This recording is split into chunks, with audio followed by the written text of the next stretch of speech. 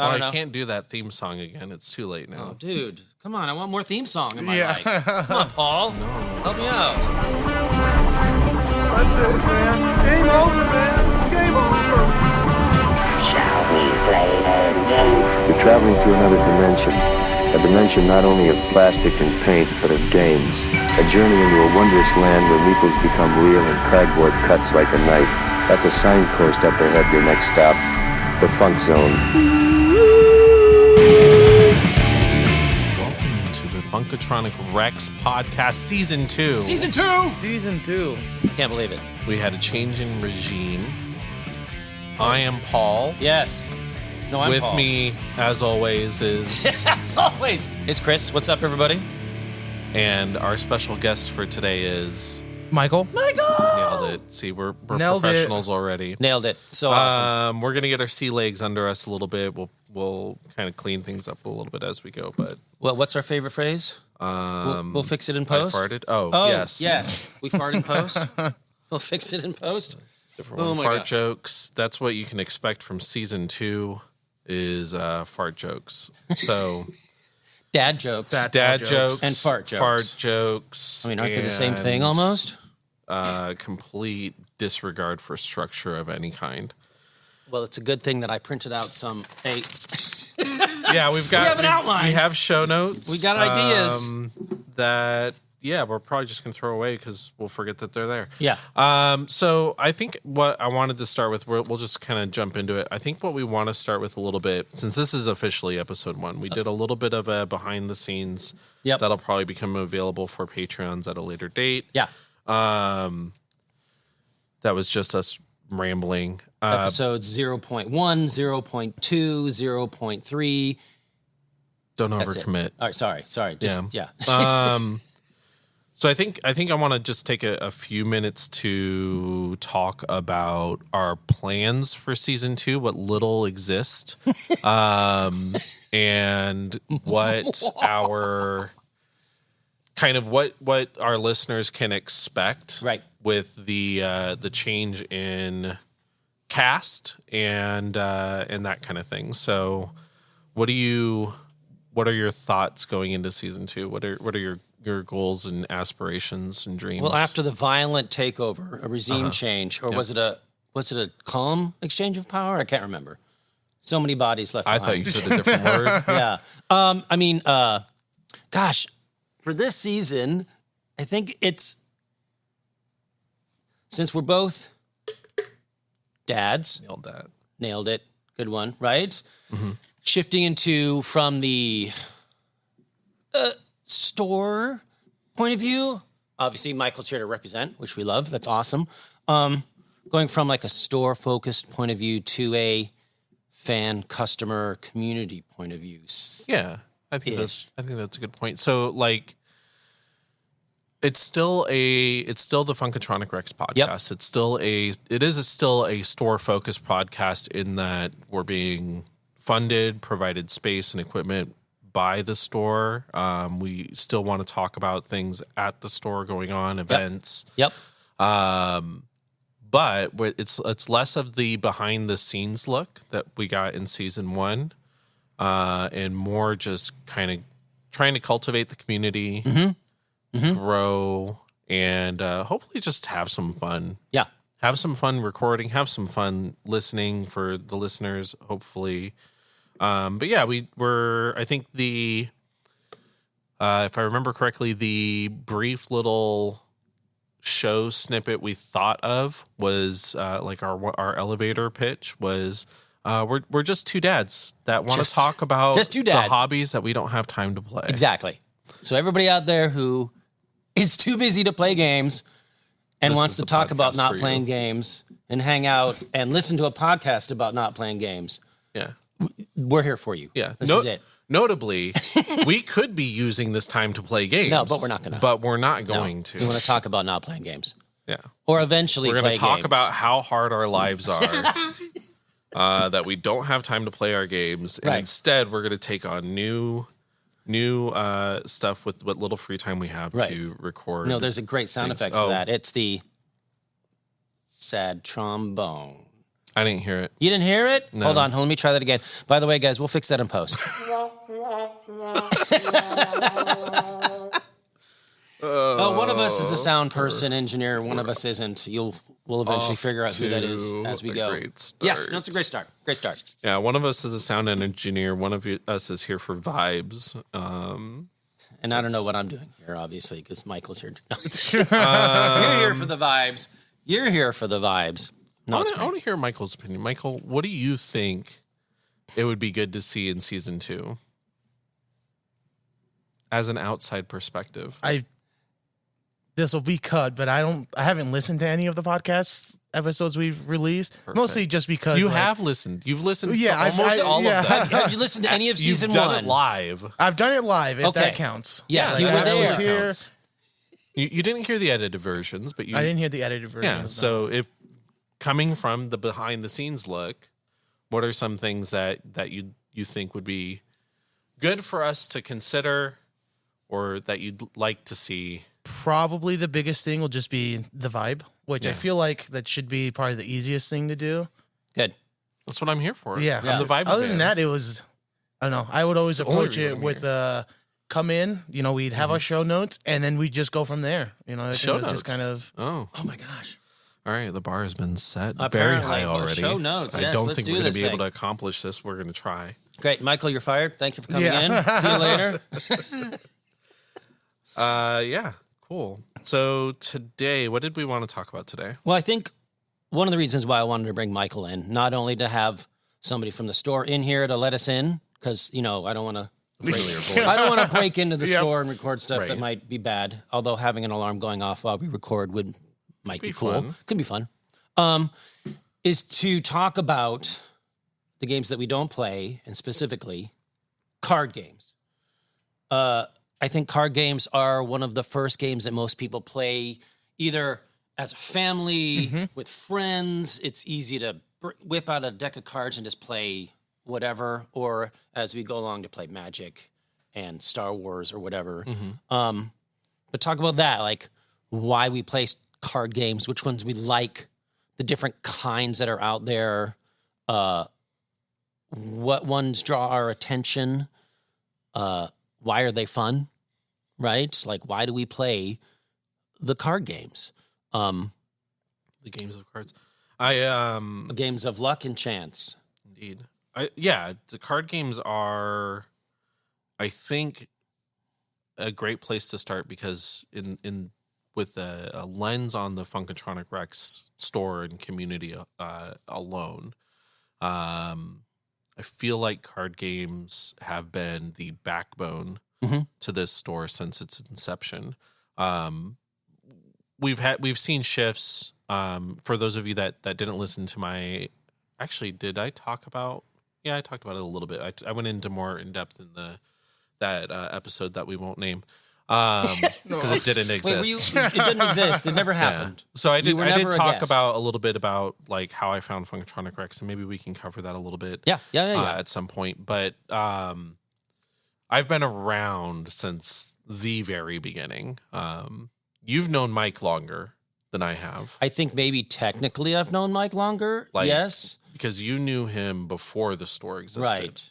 From Correct. Like I didn't know Mike until he's friends with the wife and the brother-in-law, and they all went to school and they hung out. And like obviously I'm a gamer and a bit of a geek. Yeah. So we're all like, oh hey dude, game recognizes game as to use a phrase poorly.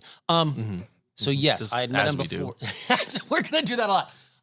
And I remember him talking about the idea of opening a game store. Yeah. I'm like, dude, that's so awesome.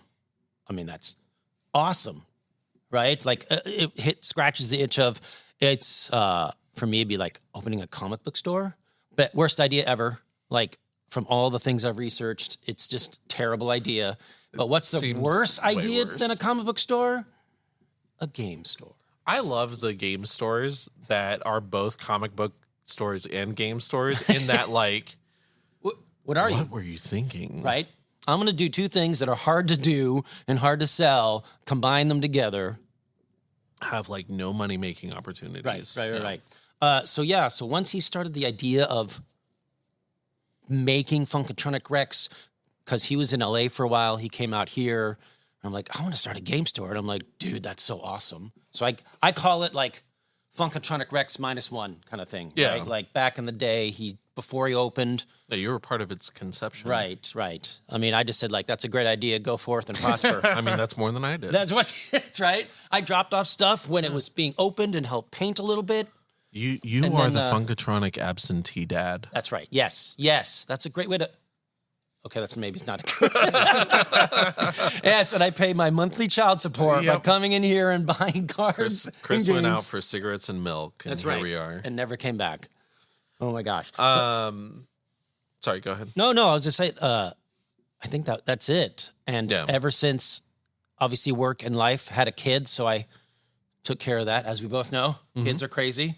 They eventually grow up and quit college on you, so it's great. And then eventually I circled back around and started coming back here pretty regularly because my work schedule allowed it, which is pretty awesome. And well, the rest is. And now I'm doing a podcast here. So Here we are. I don't know if it's an improvement or not, but I mean, here we are. So I guess episode 1 is as good a time as any to kind of talk about how I came across Mike absolutely. Funkatronic Rex. So, I worked at my day job that I'm still at. They would bring out food trucks to feed us every Wednesday. Yeah. And it would be subsidized. So rather than paying the $30 that you expect to pay for a taco at a food truck, that's one good taco though. the food is always spectacular. $30 a taco, that's good. We would always pay like a flat rate of like $5 or $10. So that was really rad. And one of my favorite food trucks that we'd have come out probably like every other Wednesday was, I forget what they were called back then. Is it the one next? Dia Libre is what it was. Back then it wasn't called Dia Libre. No. But it was the quesadilla place next door. Yes. And so they'd come out and they would give us I'd get a inexpensive, super delicious, way overstuffed quesadilla and love it. And then I discovered as I was driving home, I saw the sign, because I live up here by the shop and I would take Northern to get home. And I'd see the sign and I was like, oh, that's the food truck. That's cool. And it's their only brick and mortar store. At least it was at that time. I think it still is, but yeah. I think so. With the 2 food trucks that drive around. Yeah. So that always caught my eye and always interested me. And I was like, at some point I'm going to stop in and just like check it out when I'm hungry. So I decided to one day. I just got a bug in my and I was like, I want to stop and get some food. I'm hungry. So I pull into the parking lot, pull up to a parking spot, but back then there were parking spots. And I look up in the window and there's a stormtrooper staring at me. And for people that don't know, Star Wars is like at least at that time this was like sequels and pre like Disney. So before Disney bought it. No, Disney had bought it by that point, but it wasn't. I think our newest stuff was like we were still in season like 1 or 2 of Rebels or something. Oh, okay, right. So it was still really good stuff. Disney hadn't ruined it yet. That's a conversation for another episode. That's on the other page. All right, come on now, stick to the outline, Paul. So I still love Star Wars. To be fair, is life. And I loved Star Wars then, and so I was like, oh, that's super rad. And then I poked my head in just to kind of see, okay, what is this? Is this a hobby? We didn't have a sign back then, right? So there was no sign or anything. There was no sign on the door. Mm-hmm. So I poked my head in, and there's Mike and Jonesy. For people that have been with us a very long time. What's up, Jonesy? Hi, Jonesy. Hope you're listening. They're just chilling at a table, and I don't think they were. I think they were just like chatting, right? And so they're just hanging out, and there's a board game store, and if there's any one thing that I love as much as Star Wars at that time, especially, it was board games. Yeah. I was hugely into board games, and I still enjoy them a lot. I don't keep up with the new releases because that's an impossibility. But back then I knew like all the new games and everything. So you were on Board Game Geek, checking out the lists, maybe even doing this Kickstarter stuff every now and then. We don't talk about that. Oh, sorry, we don't talk about Kickstarter. Yeah, I know. Oh my God, that's another show. That's a whole season of itself.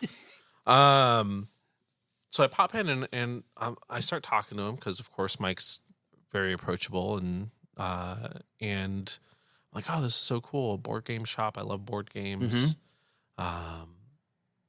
And I sat down. I think I went into my car. No, I came back the next day with a board game, and we played some X-Wing. And Mike had said when I came in, I skipped the important part. It was day 2 of the store opening. The Force willed me into the store on day 2. Yep. So I was there. I've been in the shop as a fixture since its inception. So I've been coming in every day. Not every day, but back then I was coming in. You can say every day, Paul. It's okay. We won't. There's no judgment here. Well, there's also less time now than there was. True. At that point. Small children. So yeah, so it was really neat, and I've been around for a while. I've done my stint behind the counter a few times. I used to run before we had Adventures League. I ran organized play for Dungeons and Dragons, for Star Wars RPG. I've done learn to plays for many board games. I've done a couple organized play events for Arkham Horror, the card game. And I do the website. So I always try to like keep my fingers and help out the shop as much as I can. That's awesome. Because I love this place and I love the people behind it. And so when we were talking about doing a season 2 for the podcast and doing a cast change, due to some behind the scenes things, Mike asked me if I'd be interested in, co-hosting with you. And I said, yeah, I can make that work. I've got a little bit of free time on Friday mornings. I can squeeze it in. I'm going to pencil it in. I don't know if it's going to work or not, guys. I'm going to write it in pencil. So Friday mornings. Yeah. And so that's kind of how we got here. And that's how I found Funkatronic Rex. Oh, that's great. I mean, I think that's one of the cool things about this place is that it's a black hole, but in a good way. You come in, the vibe, the people, the feel, bring you in, and then you want to stay. Yeah. Right? Like, that's one of the things that I loved about coming in and hanging out here is not only do I get to see a bunch of games that looks cool, that sounds cool, I'm going to play that. I swore I would never play Warhammer or anything like that, but yet here you are. Here I am. I have a Warhammer, a 40K army, and a Sigma army now after many years of coming in and watching and listening to the fun. Of course, I think one of the reasons why I want to talk about card games is one of the few things that I keep circling back to. I love the minis. I love painting the minis, playing the minis. I love getting my army guys out and doing a little pew-pew. It's great. I love rolling the dice. But card games, for whatever reason, are usually always there. Yeah. So for whatever reason. Let's talk about why card games are appealing then. Right. I think that's a good segue. Yeah. I think the cool thing about the card game, and especially with Magic and Star Wars Unlimited, I think those are the ones that we 3 here play the most. Now, I don't play Magic. I know you're shocked. It's okay. I don't play Star Wars Unlimited. Yes! All right, Michael, you play everything. Yes. Almost everything, which is good. So we need you to jump in here and tell us to shut up and no, that's not right.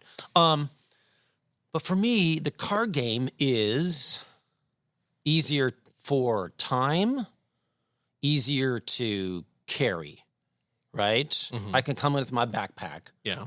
And I've got 5 decks. Okay, that's not true. It's only That's 3. it? Shh, I know. No, yeah. Weak. I know, right? Where's my game? I have 33 But Magic when the you roll Gathering in, Paul, decks. and like other people who are playing the Star Wars game, they come in with this magical treasure chest. Right. And it's like, what deck am I going to play? And it's like, I've got 40 decks. And I'm like, I've got 3? I wasn't exaggerating when I said I have 33 Magic the Gathering decks. Well, no, I know. Like I've seen your backpack, Paul, and it's quite magnificent. I bring 5 decks with me in that backpack on a rotation. I mean, to me, that does blow my mind a little bit. Because I know I have trouble with finding time to build decks, finding time to like just read the freaking cards, right? But you know, as we'll segue into that later. But for me, the ability to come in with 3 or 30 decks, say hey to the people, hang out, get 4 games, 5 games in, fun solid games in the time it would take to probably set up a Warhammer game. Yep. Yeah. My gosh. I want to, if there was a button on the table, like the easy button to be like, terrain, go, army, go. And all you got to do is run in and roll dice. Yeah, if you could just open up a terrain box and pull out and shuffle up your terrain, and then you're ready to go. I'm waiting for Michael to create one of these tables. It's like a briefcase. You just, you want 40K? Well, open up the 40K table. I mean, it's pretty cool that they're usually set up for the most part already, so you can run in. But the store does a really, really good job at making sure that there are fun and diverse terrain options available, and Michael and the rest of the team do a pretty good job at like changing it up every now and then and keeping things fresh. So I do love the fact that you can come in and play whatever game, especially if it's BattleTech, which is fine. And we'll get there because BattleTech's got a couple of tables. Especially 40K. 40, I would say BattleTech and Warhammer are equally ready to go at a moment's notice for tabletop gaming in the store, which is super rad. Like, and I love how you guys could literally bring in your army box, open it up, shuffle it up, and start playing. Yep. But in the time it takes me to do that, right? Because I'm terrible at it. I don't know, slow. I just feel like in the time it gets You're me an to old dad. The joints don't work as well as they There's used kids to. and the stuff, and they're gonna carry it from the car. You have to carry your miniature army uphill both ways in the snow. Oh my gosh. That I can, like I said, for me, it's like getting games in and hanging out. Yeah. In the time it takes to set up and get the ball rolling in a game. And obviously I haven't played enough to really like I can hit the ground running if I come in with my stuff, except Marvel Crisis Protocol is probably one of the few I can kind of just hit the table and start rolling. Mm-hmm. But if I come in with, right now, of course, I play Star Wars Unlimited. I come in with that, 2 or 3 decks. I know I can sit down, say hey, grab some food, because frankly, someone always brings in food, which is awesome. It's nice. Some snacks. Nobody does that for me in Magic. That's not true. People buy me Skittles and feed me the purple ones, and I both love it and hate it at the same time. I'm trying to watch my figure. Oh, we're watching it, Paul. Don't worry. Yeah, we're watching it grow. But that's my thing with card games, and why I think it's an important, not only is it an important staple in almost every game store, is because of that accessibility, time, and then you can also, if you're me, I'm just going to throw together some stuff that is fun and thematic, not necessarily good. Okay? Yes, everybody's always like, come on, don't you want to win? I don't play games to lose. Right. And that's that could be a topic for a whole episode too. But like, especially in Magic the Gathering, there's a specifically Commander.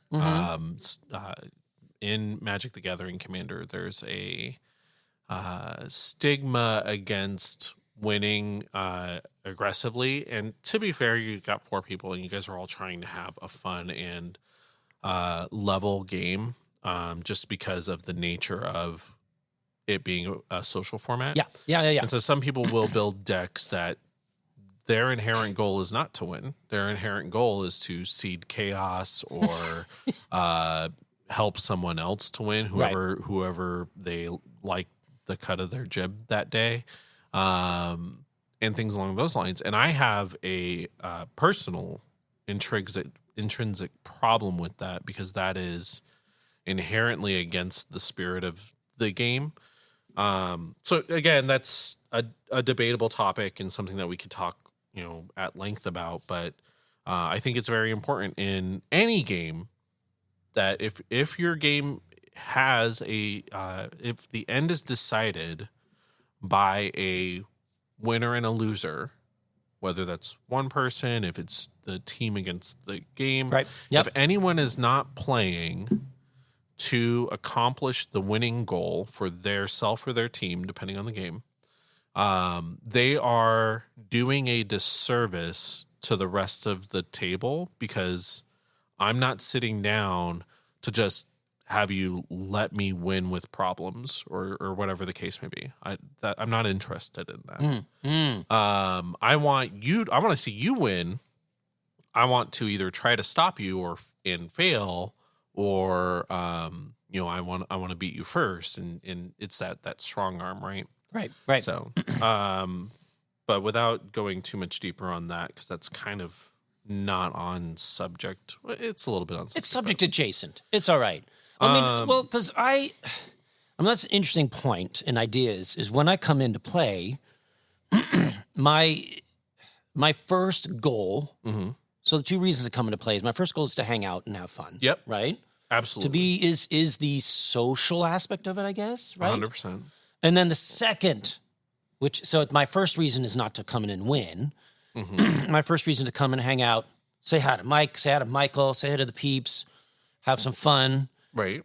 And the second goal is to play a good game and hopefully win. Right. Right. So that's it. Now, because I agree. Like, if the person you're playing with is like, nah.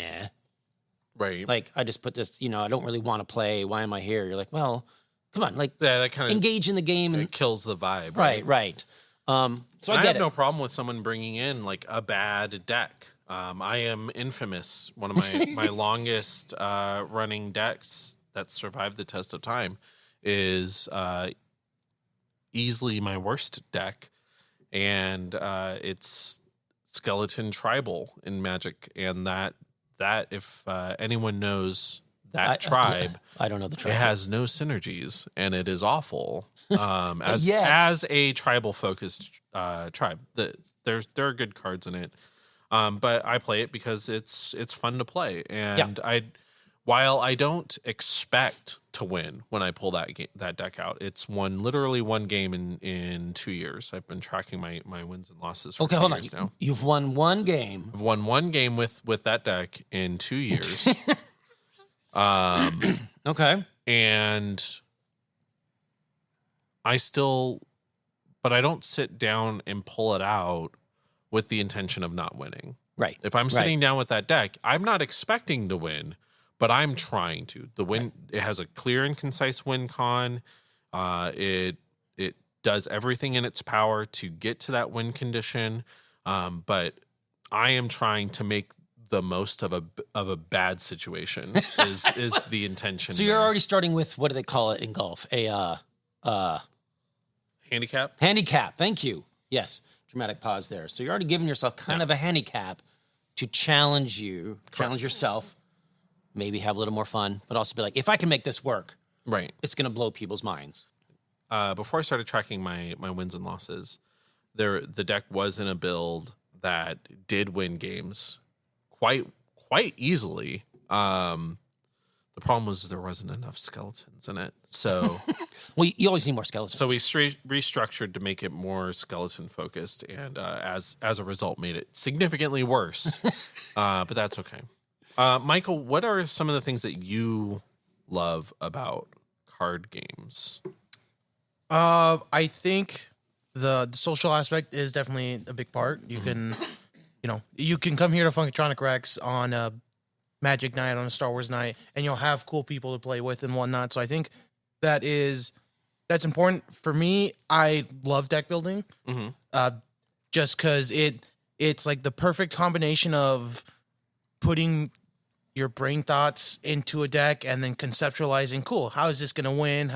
What is the goal of this deck and whatnot? And then when you build your deck and then you take it to the table and then you see it do well, you see it win, and if you don't win, you see it play well, and then like, oh, cool. Yeah. Everything that I was thinking about came out, and like, cool, it worked perfectly. I'm not an idiot. Yeah, I'm not an idiot.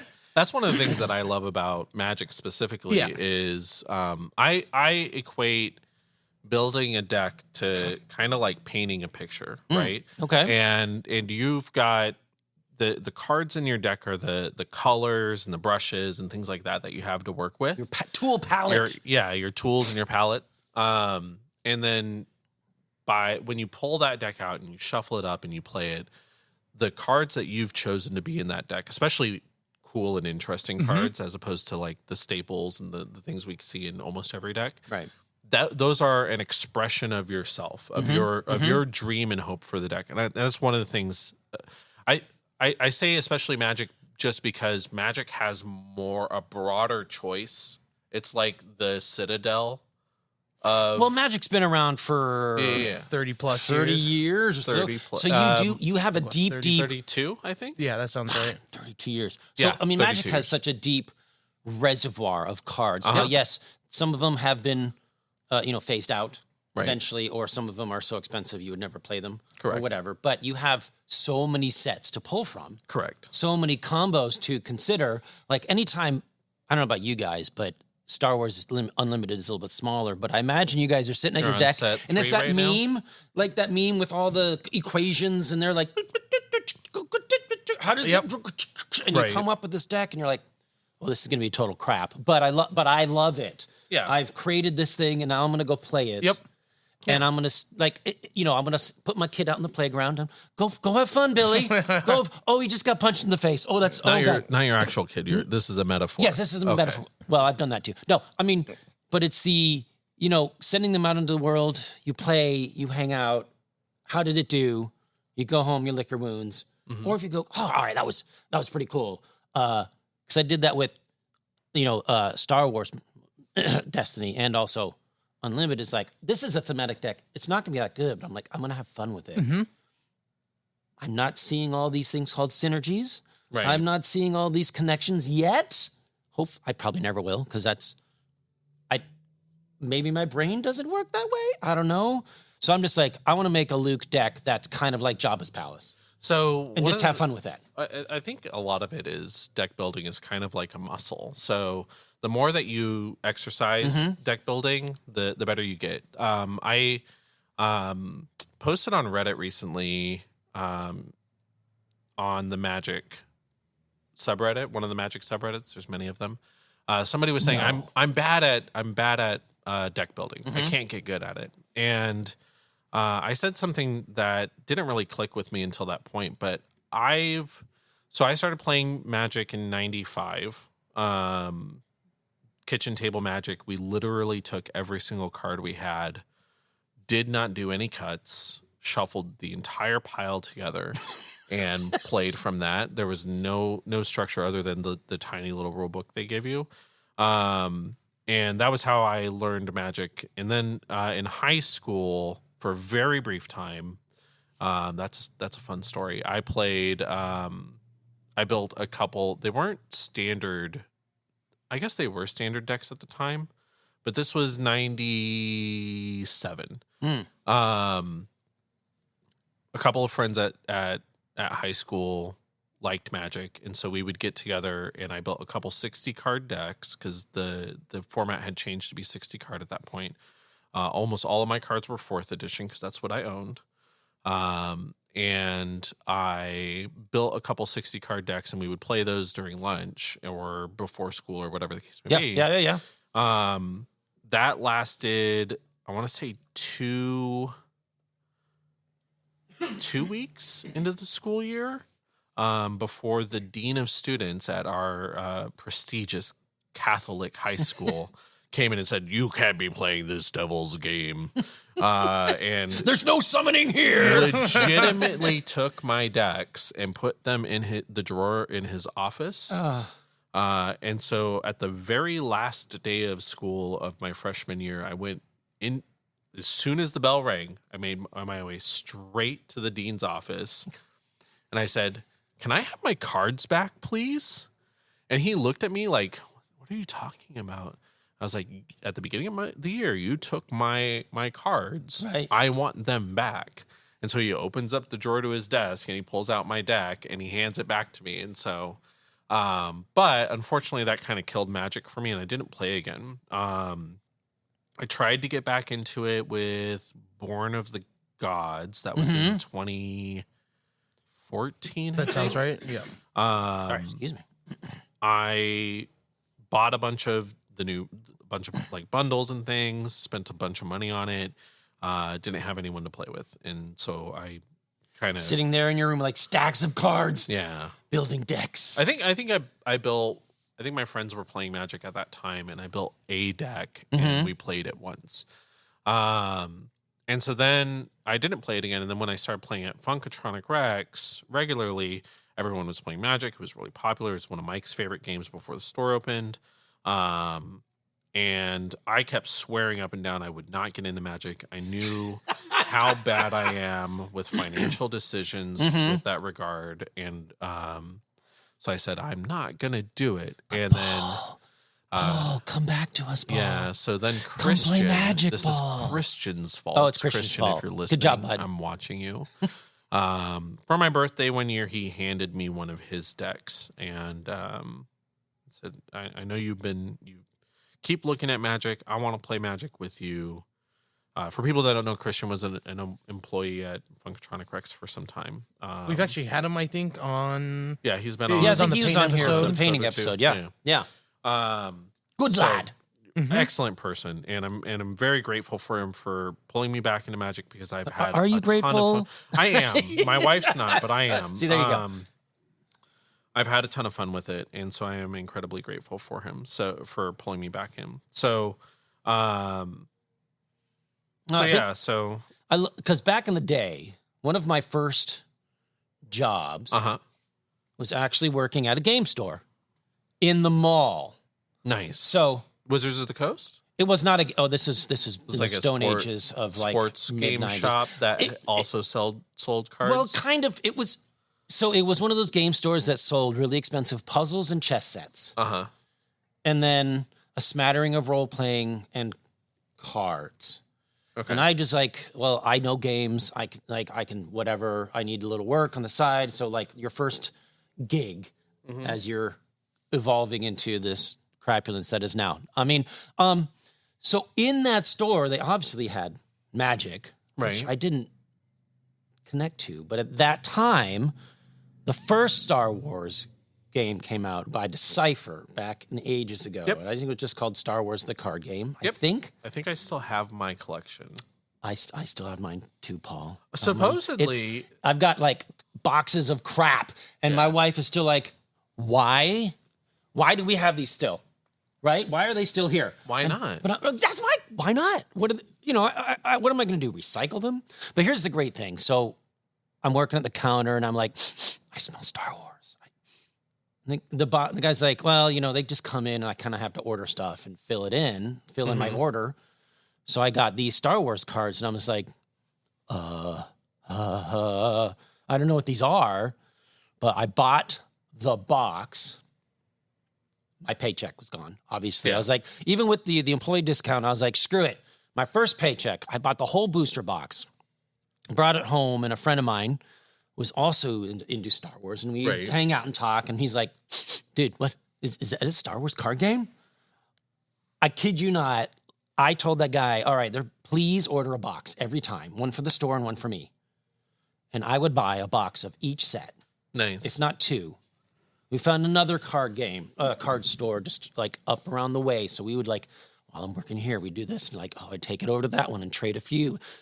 Thus beginning the downward spiral of buying cards. Yeah. And oh my gosh, like reading those cards and trying to get into it. And after like 5, 6, 7 sets, we're again, stacks of cards sitting around trying to build decks. And oh my gosh, this was a while ago. And obviously, like, I think the analogy of the muscle, right? Yeah.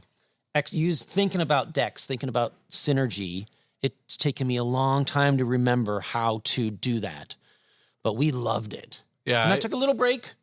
I got off on a tangent and I didn't finish my thought on that. Uh-oh. I posted on Reddit that I didn't feel proficient with deck building in Magic the Gathering until about a year or two ago. So I've been playing Magic now for 5 years, I think.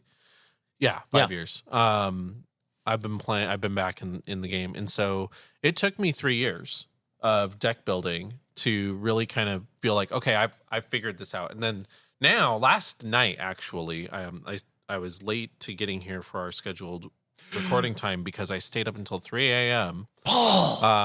Because a friend of mine, we played a game of Magic on the computer, and we were talking, and his decks are, he only has a couple of decks, and so we've kind of tuned them up, and they're just unstoppably powerful. They're more powerful than anything else at the table. So we were talking about, well, let's look at building, something that you want to play, and building it like on a budget and see how that goes. Yeah. And so this was at 1 a.m, and so then we're sitting there talking, and then while we're talking, he said one of the decks that he wanted, one of the commanders that he wanted to build, and kind of what he wanted to do with it. So while we're talking, I'm just sitting there moving cards around, and less than an hour after we had brought it up, I said, okay, here's a deck list in a $100 budget. Here's a complete deck list. It'll play, have fun. And so now, because I've done deck building so much, I have 33 decks that I've been maintaining and updating and building new ones, rotating out. I've probably built something like 60 or 70 decks in the last 5 years. Because of that, I can now do that. I can sit down, I can pull a couple of cards together, and even with something like a budget restriction, I can still build something that I think you could pull out, shuffle it up, play it, and you'd have a decent game with it. Right. You have you have a chance. Correct. You'll have fun, and you'll have a chance. Now, it might need some tooling afterwards and that kind of thing, after testing it, but it's fun. I love deck building. I think it's a great, enjoyable way to flex the creative muscle.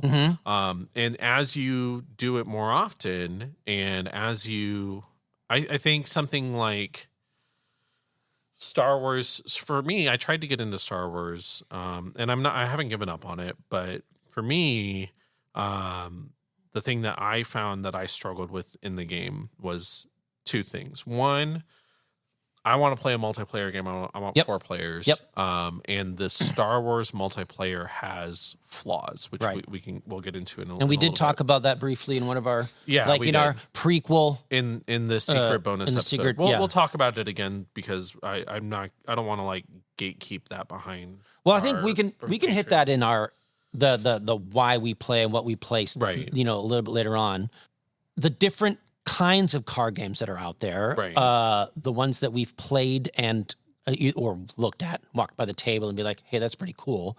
And which ones that we think, like, why do we play the ones we play? Yeah, right? So we talked a bit about, I think we've covered a lot of, if you've been kind of reading between the lines, we've covered a lot of collectible card games at this point. Right. We've talked about they're very costly. We've talked about the meta and what people are playing is constantly shifting with new cards that are being put out at a regular basis. We've talked about like the deck building aspect of it. Deck building, which is a ton of fun. For collectible card games specifically, I feel like that's probably the biggest draw. Yeah, I think that's, and it's we have the list of like, the different kind of card games, but I feel like the deck building specifically in the collectible card game, I think, is the most in depth. Yeah. Like, I'm going to get my cards, I'm going to buy a box or whatever, go home, I'm going to craft a deck, then I'm going to come back in and, do a little Western shootout with my deck and see, how it goes. All right. So we were segueing into, the next best thing for deck building, or the next best format in the card games.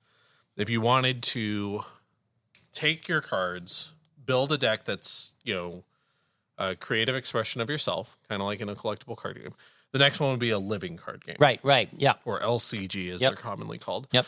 So right now in the living card game space, there's been a few in the past, but currently here in the store we have Arkham Horror, we have Marvel Champions, and we have Lord of the Rings. Right. Am I missing any? Nope, that should be it. Yeah. All right. Which one of those do we play? All of them. Paul plays all of them. This is not good. not entirely true. I've played Lord of the Rings in the Okay. past. I recently got rid of my collection. I have experience with it. I've played the digital version, which is really cool. So I can speak very intelligently to it, but I don't actively play that one. I do actively play. I'm currently playing Arkham Horror every other week. I've been doing that for a few months now. And Marvel Champions is a game that I will rotate back to and will play for several months straight. And then we'll put it aside and play something different for a little bit and then come back to it. So, I mean, I have not, despite being a fan of Lord of the Rings, I haven't played the Lord of the Rings one or the Arkham, even though, again, it's Cthulhu and that does scratch the itch. Like, I do love the weird H.P. Lovecraft stuff. It's very cool. The one I have played, and I think I've played it with you, Paul, both times, I want to say. Marvel Champions. Is Marvel Champions, because, again, comic book geek, that is a skin and a theme that I will almost always gravitate towards. Michael, do you play any of these ones? So I currently own a lot of Marvel Champions. That's probably my go-to game. I haven't played it in a bit just because, I'm not a dad, but I feel like I am strapped for time most of the time. You are in it, just to kind of side talk here for a minute. You're in a slightly different position than us on the time front, where you are tied up here in the store a bunch and you're surrounded by games. Yep. And so your free time lately, since being surrounded by games for so long, has been kind of spent elsewhere. Yes. So, Michael, when you get off work and you go home and Do you want to do more work? do you want to? Yeah, right. God, I can't wait to bust out a game and leave me alone.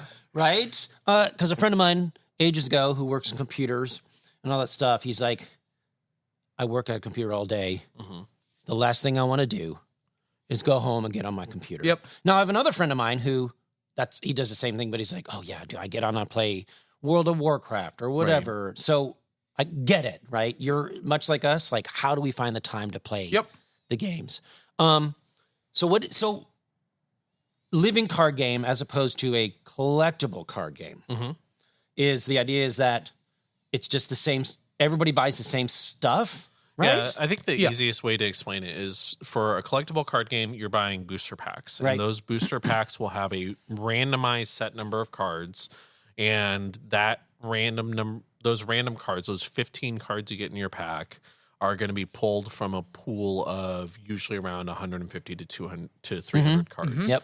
And then there's rarities attached to that. So you might not get the super cool, most powerful card in every pack, but you'll get weaker cards in every pack at the common level.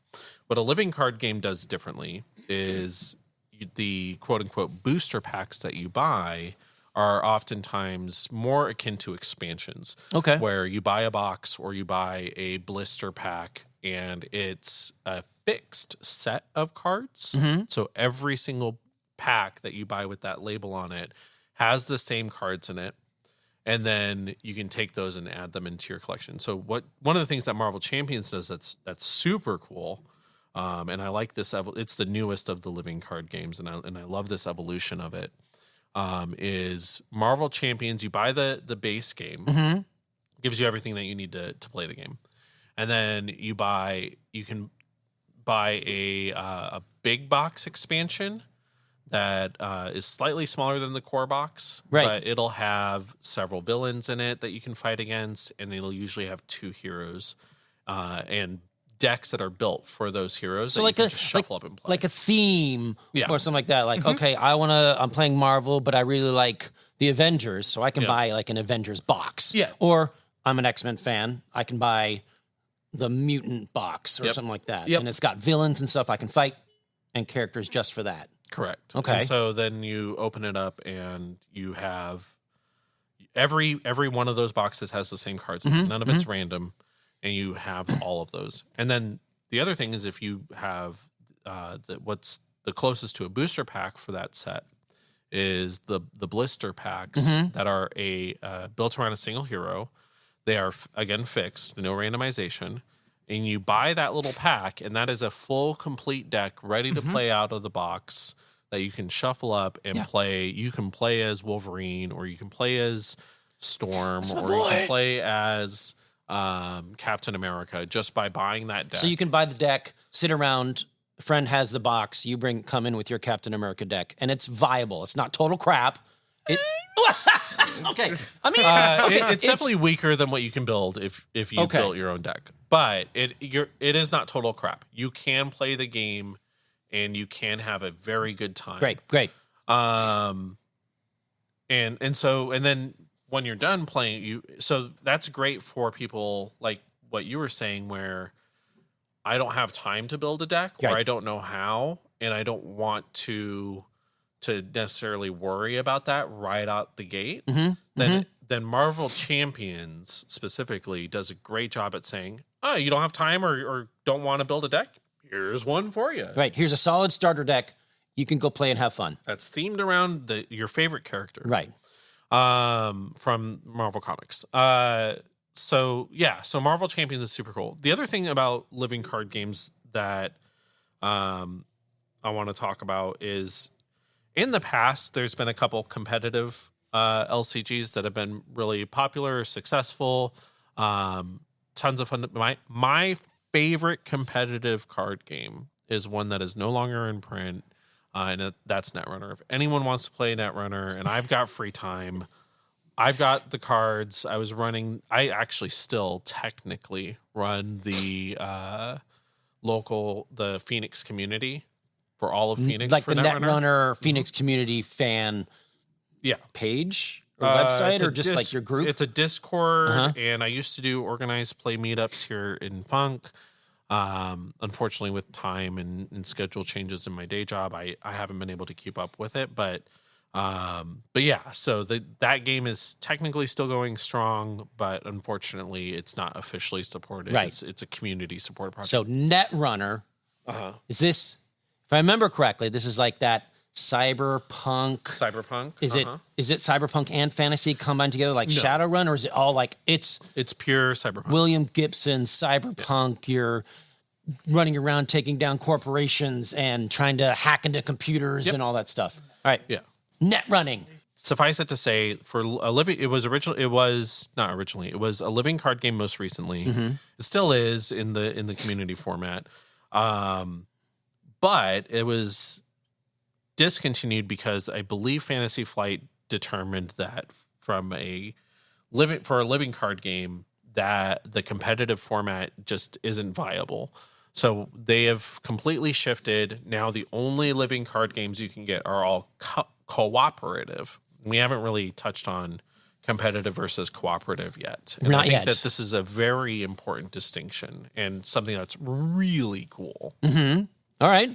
So like where a card game sits in this ecosystem of competitive versus cooperative, and what draws you to that, as it were? Well, let's start with Michael. What is a cooperative card game and a competitive card game? What separates them for people that don't necessarily know? I think most people know at this point, but just the brief version.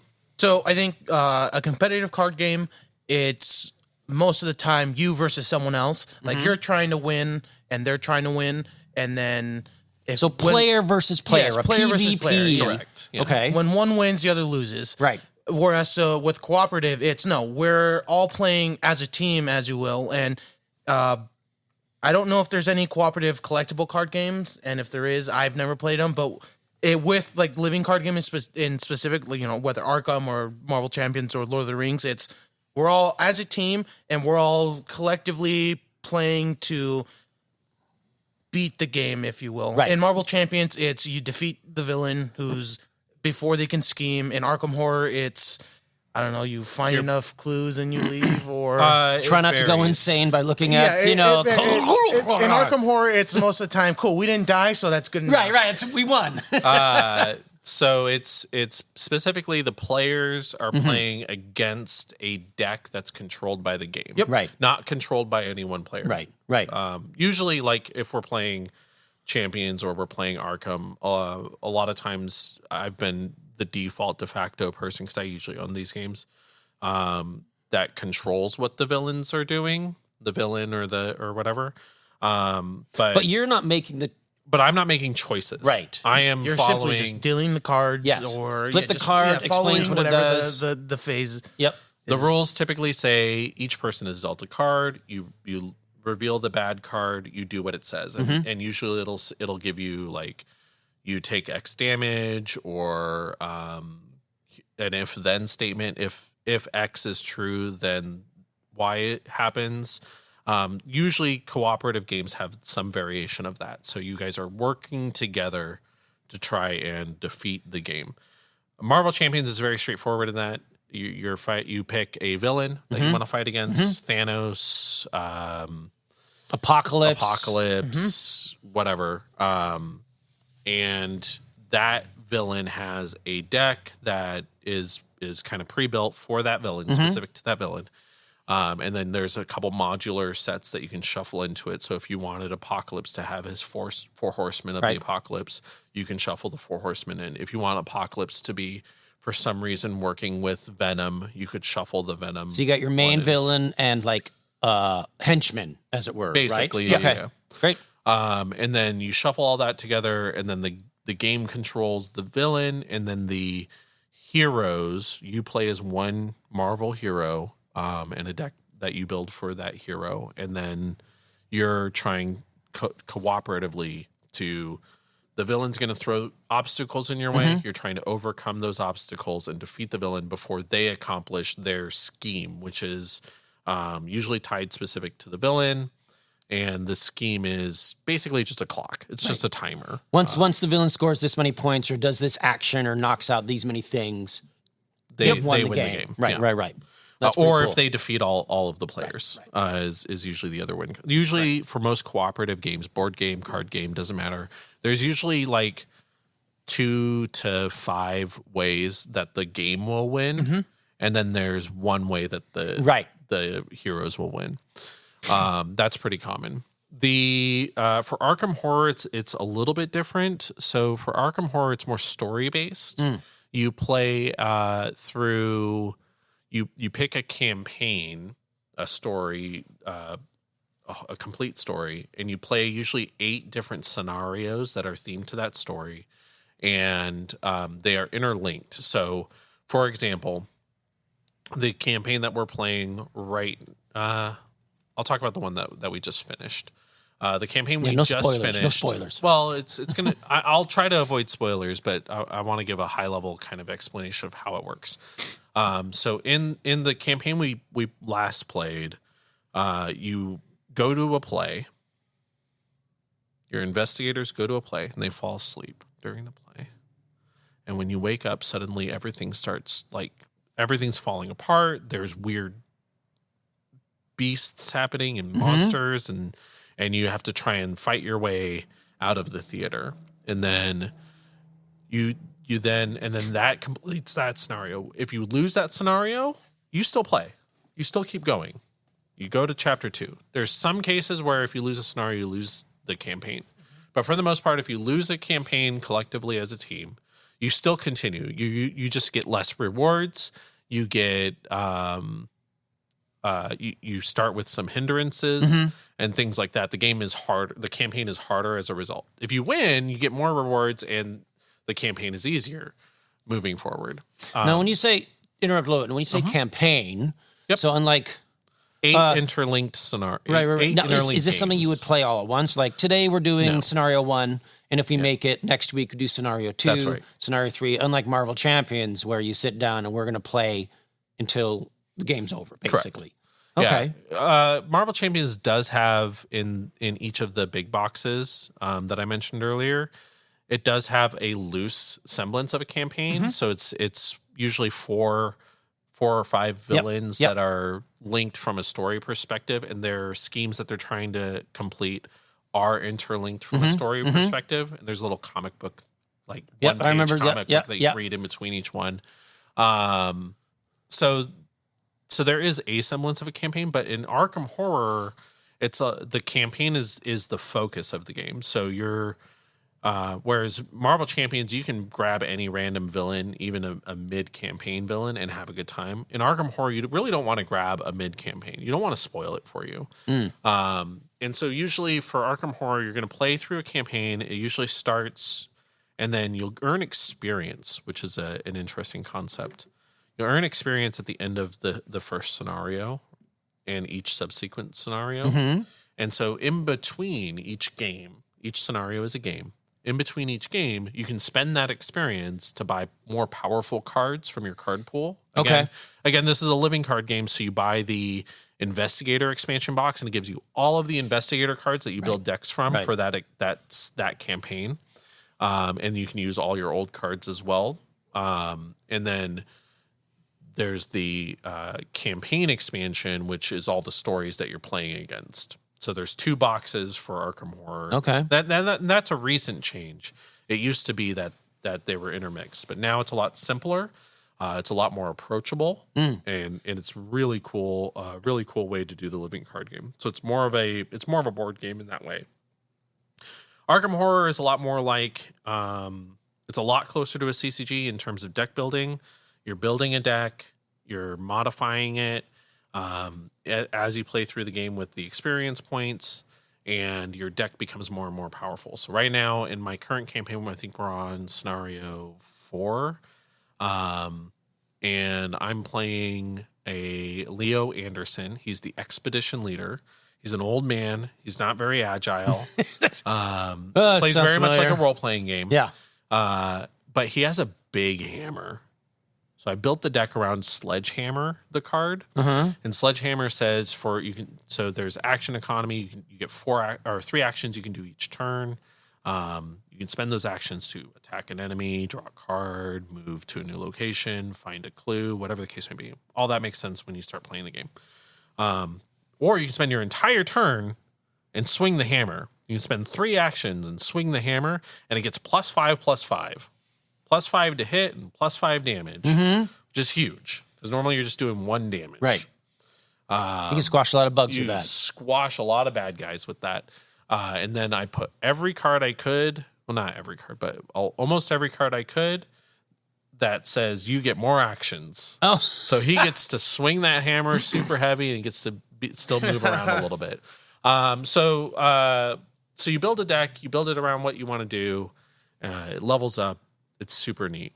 And then the Lord of the Rings game is the closest to a CCG. That one it was the first of the cooperative LCGs out of the 3. It definitely shows its age in that it is less focused from a cooperative standpoint. It's harder. The campaign structure is virtually non-existent, much like Marvel Champions, but it's also the theme of the deck is a lot weaker. So in that one, you choose 3 heroes. You build a fellowship. You choose 3 hero cards. You build a deck around those 3 hero cards, and then you play a scenario. In that one, there is a campaign structure. You can play through the story, and it's recommended that you do so for each of the scenarios. You're not playing against a singular villain, but you're trying to, in very Tolkien-esque fashion, you're trying to get from the Mines of Moria to Rivendell, right? It's you're trying to travel across the space, Right. And then you'll have to fight spiders and orcs and things like that along the way. What I didn't like about it, and what a lot of people do like about it, is in that one, every time you go up against a scenario, you don't continue like you do in Arkham when in terms of the campaign. You have to replay that until you beat it. And you're encouraged to retool your deck to try and beat that specific scenario after you've played it once or twice. So you're not building a single deck. In fact, you're encouraged to keep the same fellowship, keep the same 3 heroes, but you can rebuild the entire deck from the ground up to specifically beat a specific scenario. If you so in Arkham, you have your character, your hero, right, and you build a deck to support that guy, and you use that same. In Arkham, you cannot change your deck. So that's it. So you're locked in. Once you've built a deck at the start of a campaign, it costs experience points, which are very limited, to change your deck. And so the last thing you want to do is spend valuable experience points on level 0 cards. You want to spend them on cards which that hopefully cost you get experience as you go normally. through the thing. You gain items, action cards that you add to your deck, is sort of like sideboarding. I think, like, is it? There's no sideboarding in Arkham.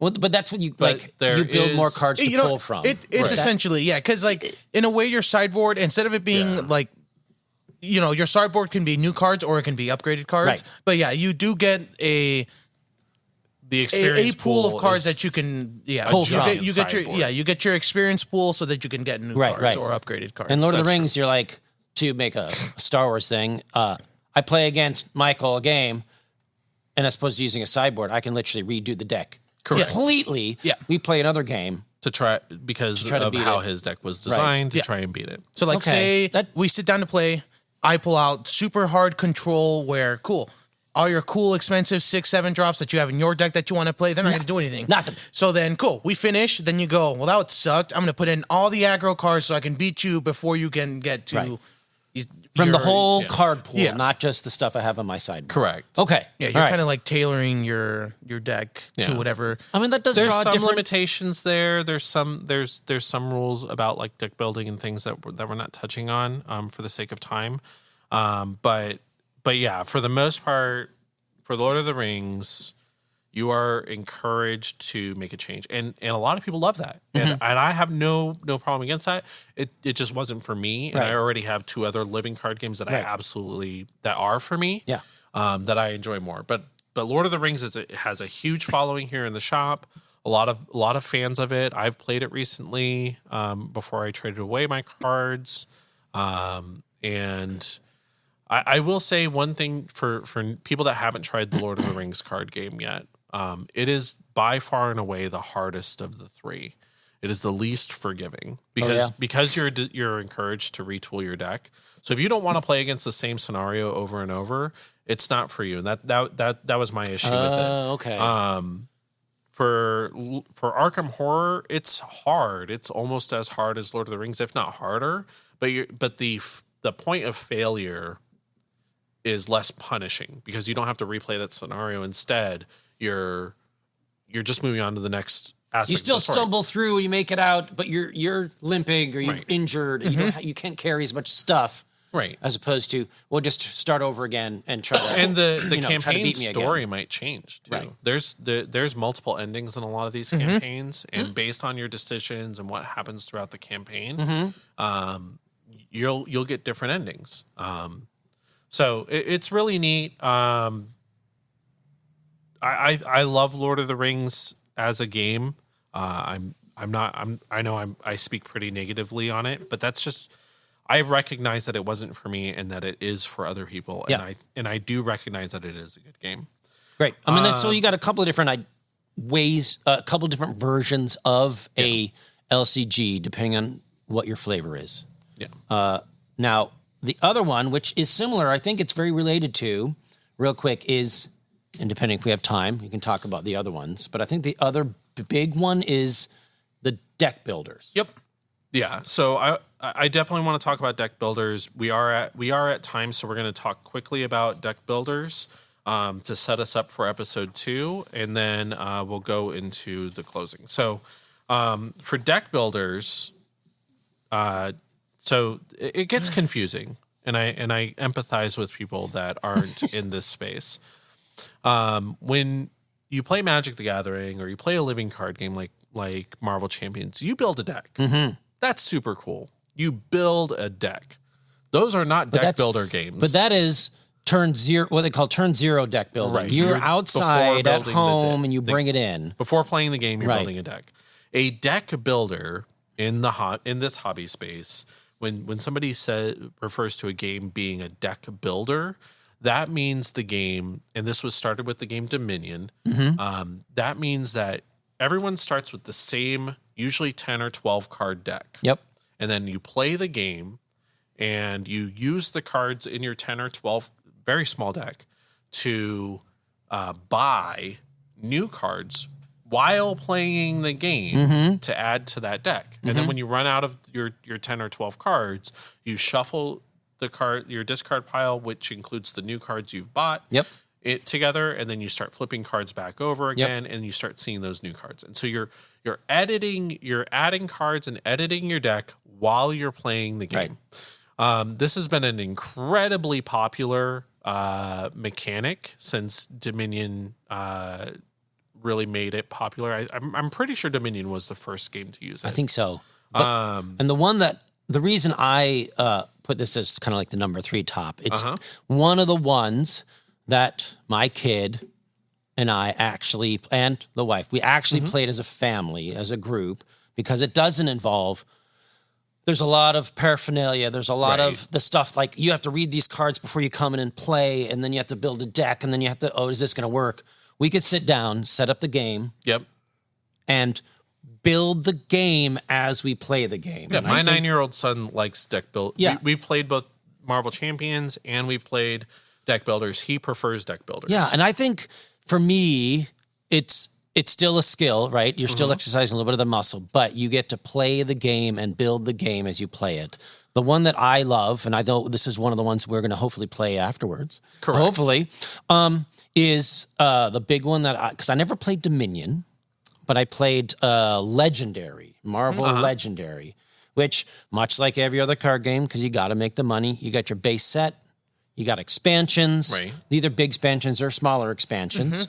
But the idea of setting up a game doesn't take too long. The flavor is great. They have Marvel, Aliens. I've downloaded and printed out the Star Wars version that someone made, like a fan-based made one. Nice. So cool. I mean, it's great. But the mechanics are just that. You have a starting hand, and from that starting hand, you build, you capture, you either defeat villains that give you cards, or you capture and buy heroes to help your game come along, to build along. And I think it's one of the more easier, accessible, fun versions of a card game. I think so. Right? There's notably, so deck builders are considered board games, not card games. They are card games. They are card. Oh, take it out. Yeah, that's right. Specifically, they are card games. I'm sorry. We got to cut it from But this they are segment. considered to be. If someone's talking about if you go into a shop that only does like Pokemon and Magic and Yu-Gi-Oh, you're not going to find deck builders in those shops. Right. In a shop like Funkatronic, where we do board games, we do tabletop games, we do card games. In the board game section, you'll find the deck builders. Because it is usually based on a board that you play through. Kind of. Most of the one I've played is again, Legendary, both the Aliens and there's a Cthulhu one out there. I'll have to bring it in. And you play through on the board because it keeps everything kind of organized for you, I've which played is nice. Mystic Veil, which I think has a somewhat of a... I don't know if it's like an actual board, but there's like you have your cards that you can buy up here, and they have, the cards you can buy here with extra money. And Mystic Veil, another very cool one. It's a different... It's a deck builder for sure, but it's definitely different. And there's also board games that have evolutionized the idea of deck builder, where what's the game I'm thinking of? We'll fix it in post. Quacks. Quacks of Quedlinburg, which plays very much like a deck builder, but instead of adding cards to a deck, you're adding chips to a bag, and you're drawing those chips. So you play through the game. Some of them are competitive. Some of them are cooperative. I think the big ones to talk about right now are going to be Dune Imperium, which we usually have in the shop. That one is one of the most popular board games out right now. It's definitely a very cool game. That one does play on a board. It's specifically a hybrid between a deck builder and a worker placement game, which, if you know board games, that means that you're sending out workers to different spaces on the board to do a thing. Right. That one's a competitive game where you play against each other. But in order to interact with the board and send dudes to do the things, you have to play cards from your hand, which you're adding new and more powerful cards from your hand. There's also a little bit of an area control mechanic. It's a really neat game. I highly recommend people to check it out. So it scratches a couple itches. Yeah. Not just cards, but worker placement, the control. So you can, like I just want to focus on deck building and maybe a deck builder and then see what these other ones are like. And of course, it's Dune, a great theme, a great skin. Everybody loves the sci-fi. Based off of the new Dune movie. So if you'll get Timothy Chalamet as Paul Muad'Dib. Timothy Chalamet. And that kind of thing. So you have to say it like that. It's Timothy Chalamet. No, I don't have to say it like that. So we talked a little bit about Dominion. Dominion is legendary, the Dune Imperium. A lot of deck building games use a randomized market where you shuffle a giant pile of cards together, right, and then flip 5 over, and those are the 5 you can buy from on your turn. Dominion and a few other games that exist use what's called a fixed market, where at the beginning of the game you pick 9 or 10 cards to put out in piles, and then everybody can buy from a card from that fixed market. When those piles run out, they're out. So those are really interesting in that you guys are in a cooperative version of those. You can kind of say, I want these types of cards. You take those types of cards. In a competitive format, you're racing to get the different types of cards. You're kind of denying cards that are good for other people's deck. I really enjoyed because obviously having the kid and the wife who's not totally into this geekery, if I may say, the idea of being cooperative, like we can work together. Like, listen, I'm to use Marvel Legendary, like I'm focusing on Wolverine and Cyclops. And then the kid's like, well, I really want to go with Deadpool and this. Yeah. So working together, you can build your deck around the stuff you like and how you want to play. Right. So it's not always a fight to see who gets what. You go, if I buy this guy, we can flip another card and hopefully it's one that you want, which is great. I really think that's one of the reasons why my kid liked it. One of my best friends that I play the most games with, as well as my son, exclusively only want to play cooperative games. Yeah. And I think it's great. Yeah. You could get your fix on, I want to beat you, because we play a couple other ones, but like I get it. They just don't like that I'm better than them. Well, if it's like anything, you have to lose a lot, and eventually you learn how to play the game, and then you hate your father. Wait, that's another episode. But yeah, like playing family time and playing those games with everybody, something that everybody can kind of enjoy. Right. My wife's not a super comic book geek, but she enjoys the Marvel and the Star Wars. Same with the kid, sadly. So we can play and hang out and have a good time with them. Since we are getting close to the end-ish. There are 2 other deck builder games that I just want to mention that we currently have here in the store that I think people should check out. Baseball Highlights 2045 is one of my favorite games of all time. I don't get to play it enough. Got that in, too. We just got it in. Yeah. Is it a new game? No, it's older. Okay. But we just restocked it. That game's really rad. All the art is based on old 1930s baseball cards, 1930s, 1940s baseball cards, except it's set in an alternate future where, it's 1930s, 1940s baseball, like those types of uniforms and such. But there's robots on the teams and cyborgs. So it's retro sci-fi with some baseball. Yeah. Really neat game. You play. So the way that it plays out, it's obviously competitive. You play a batter and a pitcher, or a fielder. So one person's playing offense, one person's playing defense, and then you flip up the batter, you flip up the pitcher, and then based on the results, you move a player around the bases, and then it plays just like baseball. You play 9 innings, you play till somebody gets whoever has the most runs. And you say it's a deck builder, so as you play the game, you add more players, so you can upgrade your stuff. Okay, kind of. It is a deck builder. Okay.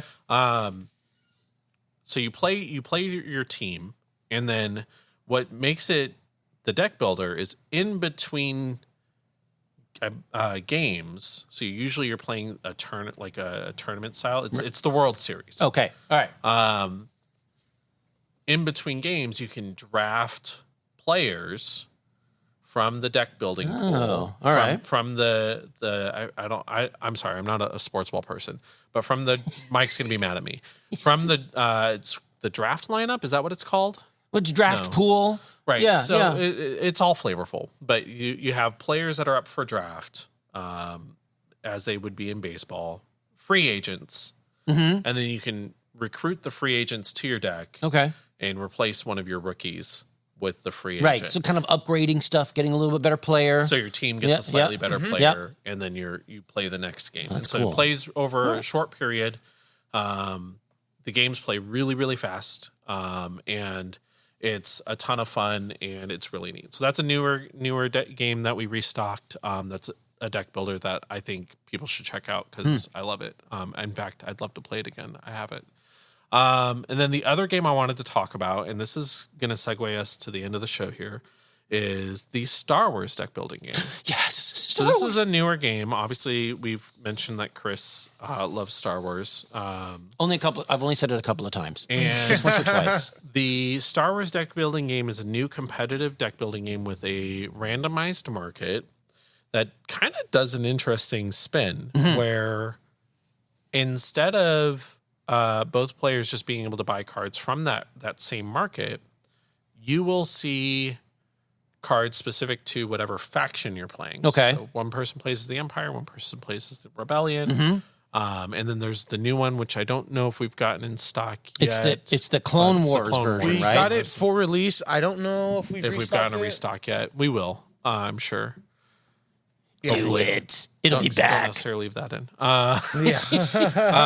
The Clone Wars version has the Republic and the Separatists, and you play. So it's a little bit different in that you take the fixed deck that's tied to your faction, shuffle the two factions together. So the Empire and the Rebellion get shuffled together. And then you play your deck builder, which is, again, everyone has the same 10 to 12 cards. But then instead of buying your opponent's cards from the market, you can fight those cards to remove them, or you buy cards for your faction to put into your deck.